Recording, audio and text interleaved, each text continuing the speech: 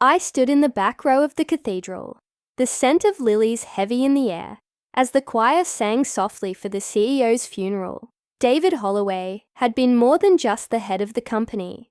To me, he had been a mentor, a defender in rooms where no one else spoke my name, and though few knew it, someone who had quietly placed his trust in me above everyone else. The board sat in the front row, their dark suits pressed, their expressions carefully arranged into masks of grief. I knew better. For them, David's death wasn't a tragedy. It was an opportunity. A week earlier, just before his heart failed him, David had asked me into his office. I could still see him sitting behind that oak desk, his voice weaker than usual, yet steady. "Karen," he said, sliding a set of documents across to me. "I trust you more than anyone else here. They'll try to destroy what we built when I'm gone. That's why I'm giving you this." I'd stared at the papers, my hands trembling as I realized what they were. An official transfer of his 51% majority stake, with his signature already notarized with mine. "You'll know when the time is right," he told me. So at the funeral, I stayed silent. The board had no idea. They glanced at me occasionally, whispering among themselves, as if already carving up the empire he left behind. Let them. 1 week later, I sat across from them in the executive conference room. The air smelled of leather and coffee. Their faces were solemn, but there was a glint of satisfaction none of them could fully hide. "Karen," the chairman began, his tone dripping with false sympathy. "We've reviewed operations, and in light of recent changes, we've decided to terminate your position, effective immediately. Please pack your belongings and leave." The words should have crushed me.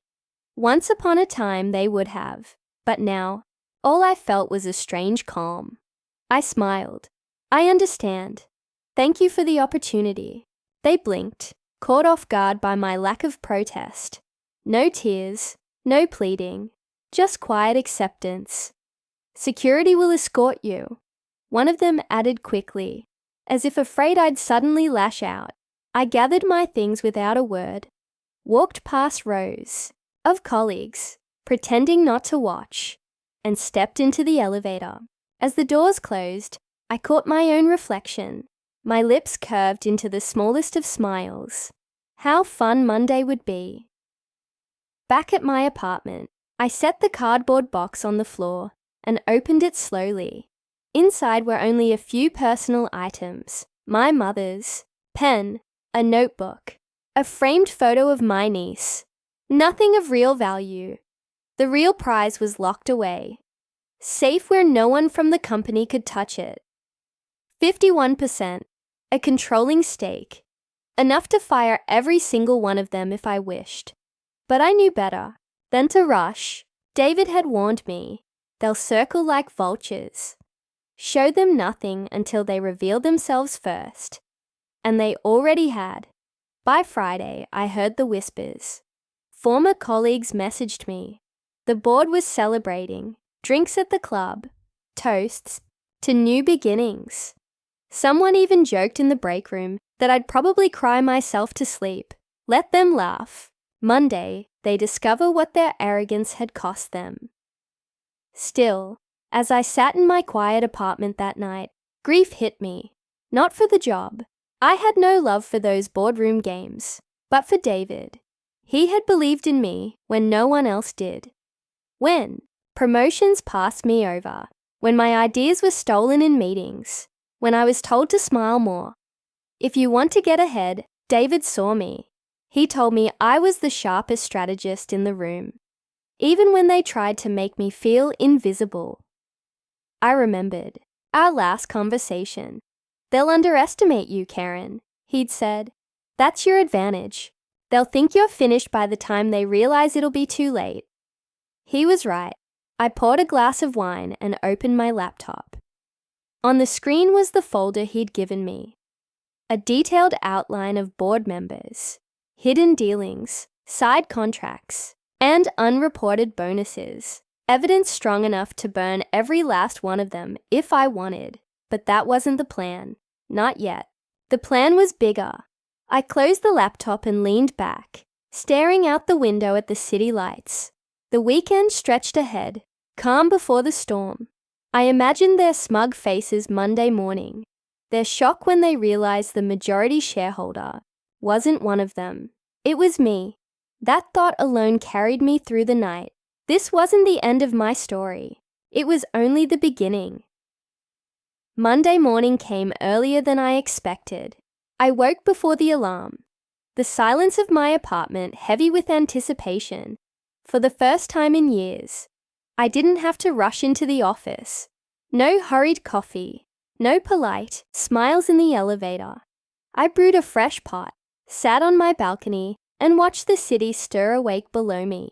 By now, the board would be gathered in the conference room, congratulating themselves on streamlining operations.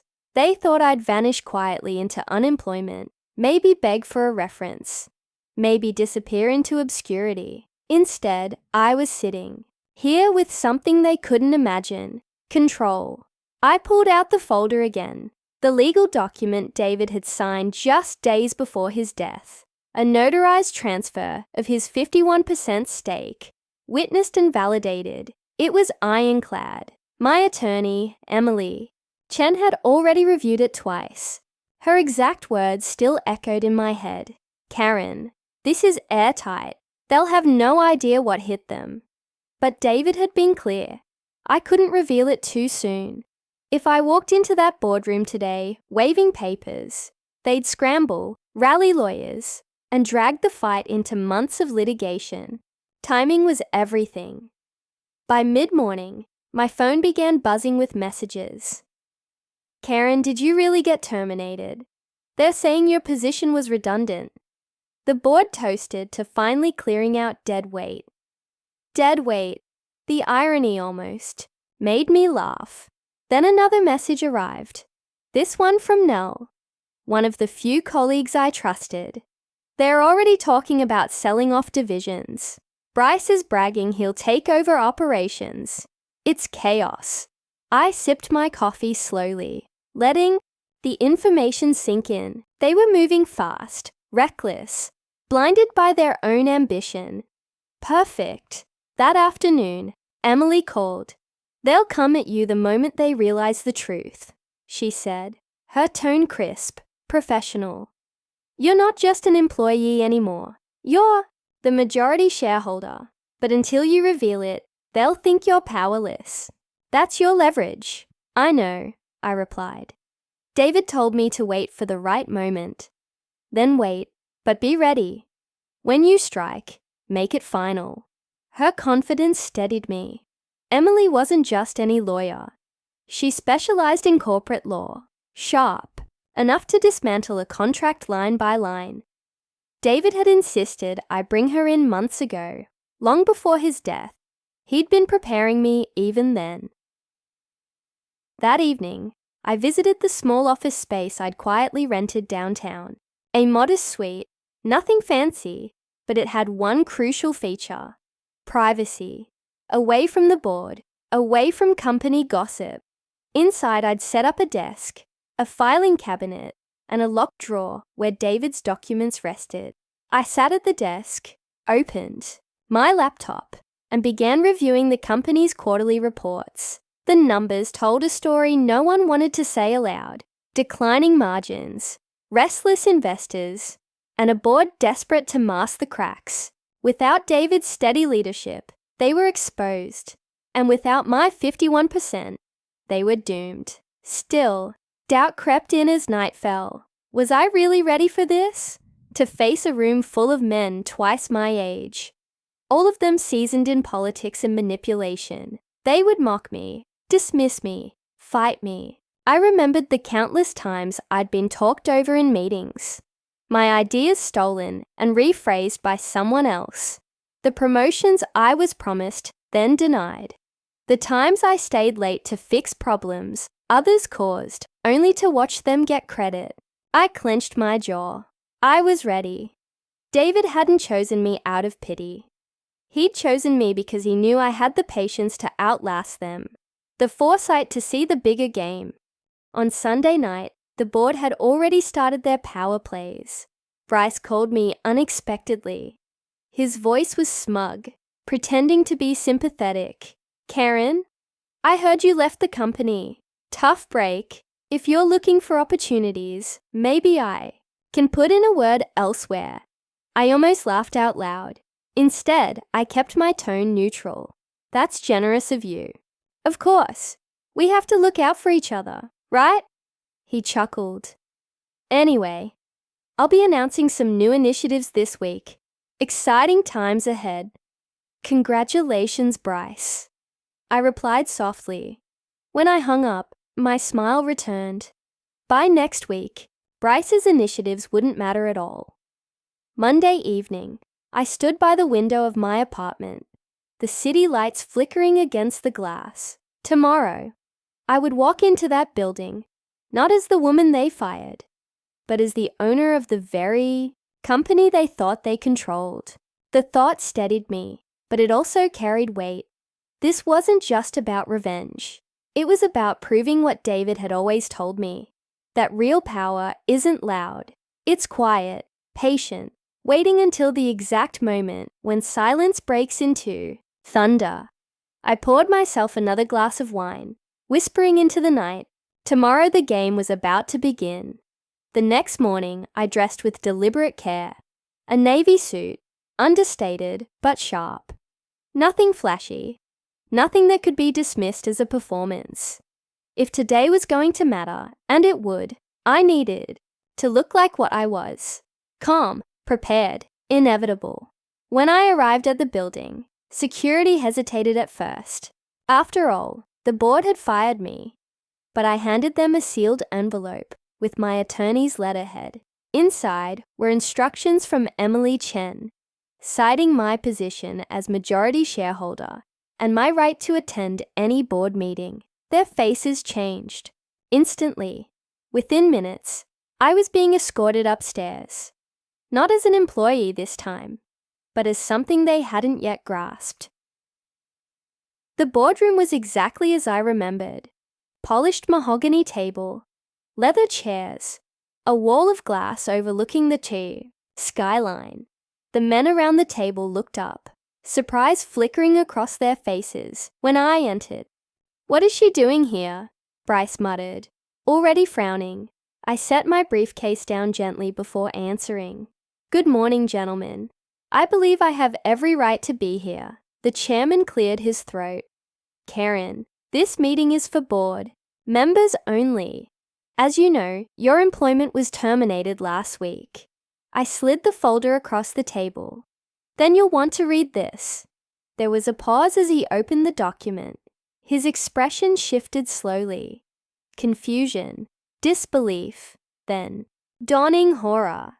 The others leaned in, eyes scanning the notarized signatures, the legal seals, David's handwriting. Finally, the chairman looked up, his face pale. This can't be real." "It's very real," I replied evenly. 3 days before his death, David Holloway transferred his 51% majority stake to me. That makes me the controlling shareholder of this company. The silence was heavy, broken only by the hum of the air conditioning. Then Bryce slammed his fist on the table. "This is outrageous. You expect us to believe he'd hand over control to you of all people?" I met his glare without flinching. "Believe whatever you want. The paperwork is valid, witnessed, notarized, and filed. I've already spoken to my attorney. As of this moment, your authority is subject to my approval." The room erupted. Half the board began whispering urgently. Others rifled through the documents as if hoping to find a mistake. Bryce's voice cut through the noise, harsh and bitter. "She's bluffing. She has no experience, no standing. David would never trust her with this." "Funny," I said softly. "Because he did. And unlike you, Bryce, he valued results over politics." His face reddened. You think you can just walk in here and take over? I don't think, I answered, leaning forward. I know. At that moment, the chairman tried to regain control.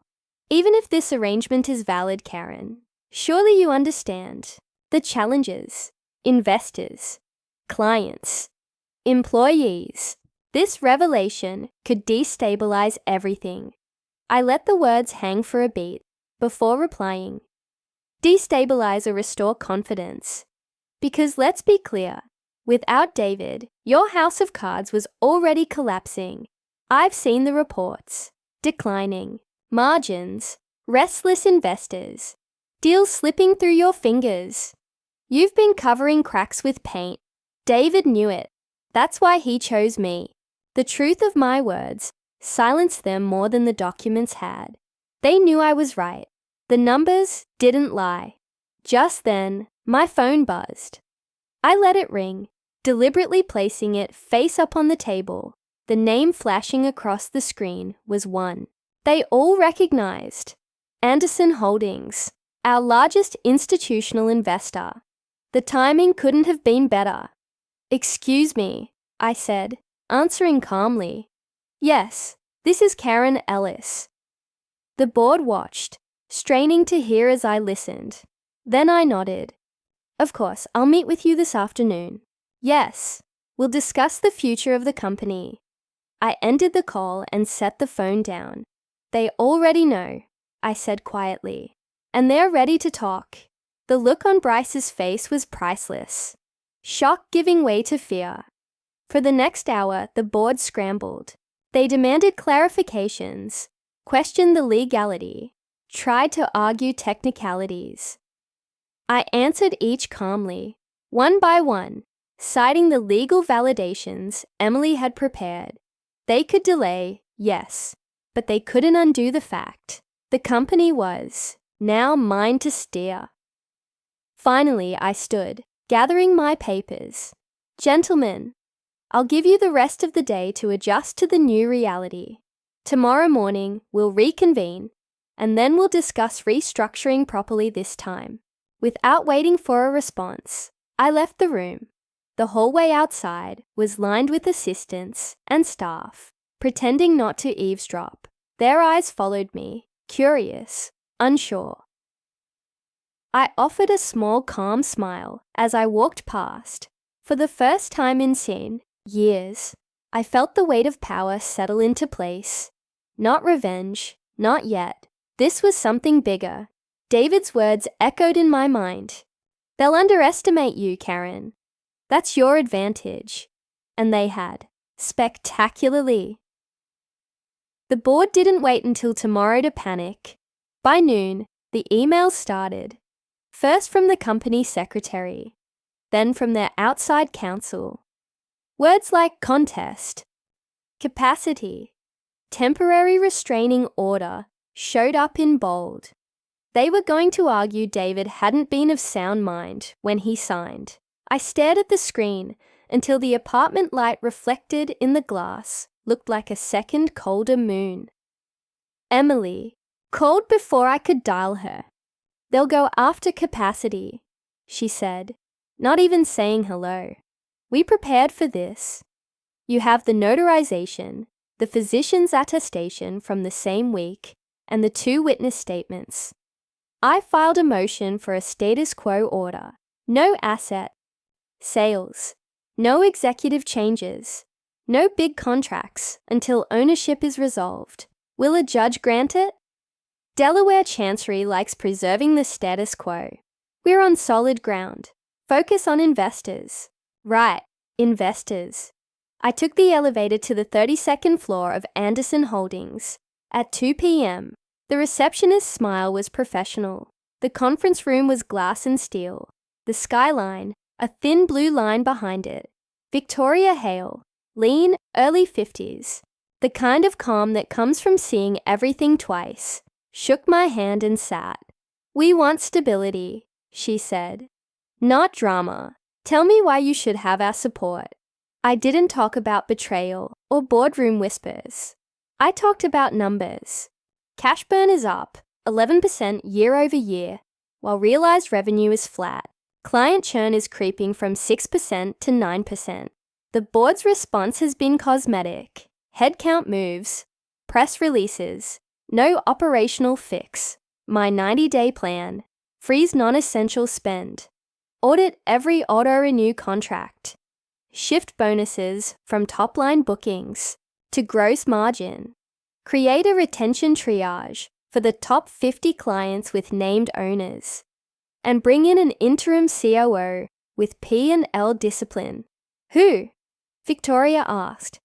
2 names. David vetted. Sheila Park from Riverton and Adrian Cole from Eastmark. Both have standing offers to consult. I have their availability. She didn't blink. And governance. I'll use shareholder written consent to refresh the board. 3 seats replaced by operators with no ties to current leadership. An independent audit chair within 30 days. Publicly commit to a say-on-pay policy. Quarterly investor room calls with segment detail. No more black boxes. Victoria folded her hands. If the court keeps the status quo and your stake stands, Anderson will support you conditionally. Deliver the consent, name the interim COO, and keep us briefed twice weekly. You'll have our letter by morning. I exhaled for the first time in hours. Thank you. On the sidewalk outside, my phone buzzed again. Nell, they're telling staff you forged documents. Bryce said you preyed on a dying man. HR ordered to pull your emails. I stopped walking. Are they wiping records? Trying. The head of InfoSec refused without a board resolution. He asked for the general counsel's sign-off. They don't have it. Good, I said, and meant it. Not just strategically. Some people still had spines. Back home, Emily's email was waiting. A scanned letter on hospital letterhead, signed by David's physician, the week he signed the transfer. Patient is of sound mind and fully oriented, cleared to execute legal decisions. We'd never wanted to use it. Now it was a shield. At 6 p.m., a push alert hit my phone. Industry Weekly exclusive. Ousted VP challenges board with claim to majority stake. The article quoted a senior executive calling me unstable and opportunistic. I read the words twice. They stung exactly once. I responded the way David taught me to respond, quietly. I forwarded the piece to Victoria with a single line. We will not engage in press theatrics. Execution only. Her reply came fast. Good answer. By 7, Emily and I were at her office, finalizing the shareholder consent. It was 3 pages and a grenade. Removal of directors, A, B, and C. Appointment of directors, P, Q, and R. Ratification of interim operating authority for the Chief Operating Officer. I signed slowly, the way you might sign a condolence card, knowing someone's world would change when they read it. Process servers go out at 8, Emily said. They'll be on doorsteps by 9, and the court hearing at 10 a.m. tomorrow. We're asking that no personnel changes occur without your consent. If granted, Bryce's empire building pauses. Pauses. I repeated. Patience again. Always patience. We walked the packet to the lobby together.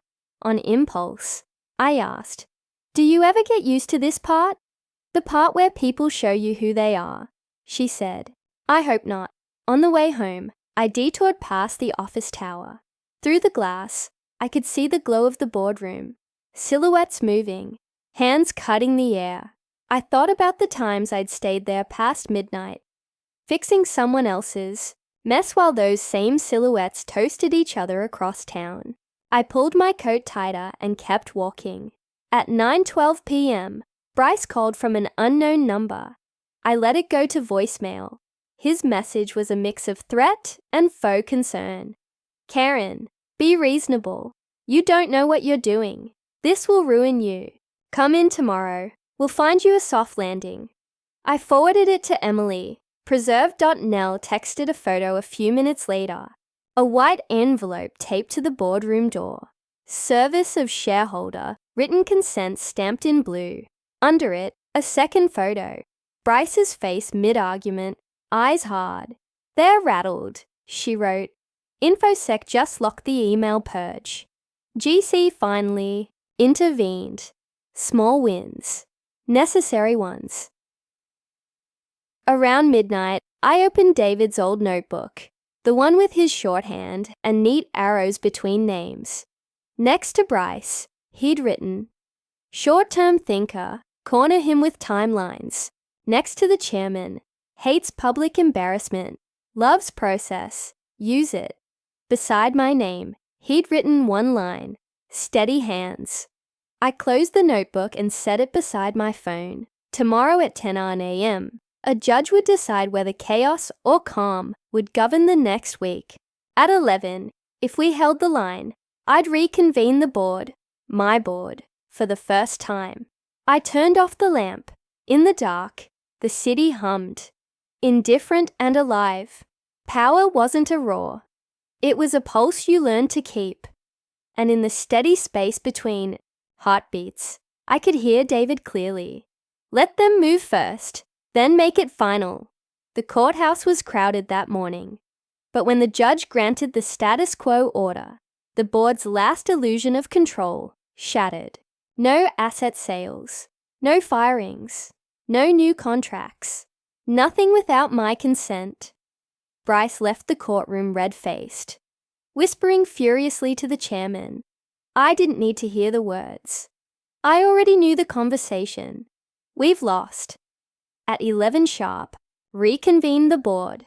This time, I sat at the head of the table. 3 new directors, serious, competent, independent, took their seats without fanfare. The old guard glared, their outrage muted by the legal order in my briefcase. "I'll be brief," I began. "The company belongs to its clients, its employees, and its shareholders, not to personal egos. That ends today. Bryce, your resignation is effective immediately. Compensation frozen pending audit." His mouth opened, then closed again. The chairman shifted uncomfortably, but said nothing. One by one, their power drained away, not through shouting, not through spectacle, just through paperwork and patience. By the afternoon, investors had issued statements supporting the transition. Staff received a company-wide email. Effective immediately, Karen Ellis will assume operating authority as majority shareholder and interim chair. My phone buzzed non-stop with messages. Some congratulatory, some stunned. Nell's text made me smile. Never seen so many people suddenly remember your name. Yet, as the day wound down, I sat alone in my office, overlooking the city. A framed photo of David on the desk beside me. It wasn't triumph I felt. It was responsibility. He hadn't handed me 51% for revenge. He'd done it because he believed I would protect what he built from those who would hollow it out. I whispered into the quiet. I hope I did it right. The truth is, revenge had never been the goal. Justice was. And sometimes justice looks less like fireworks and more like silence, steady, unshaken, final.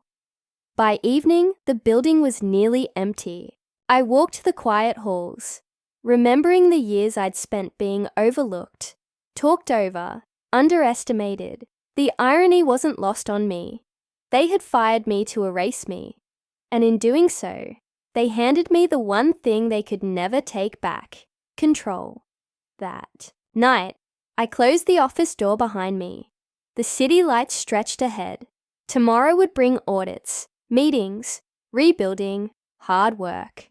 But for the first time, it would be on my terms. And that was the real victory.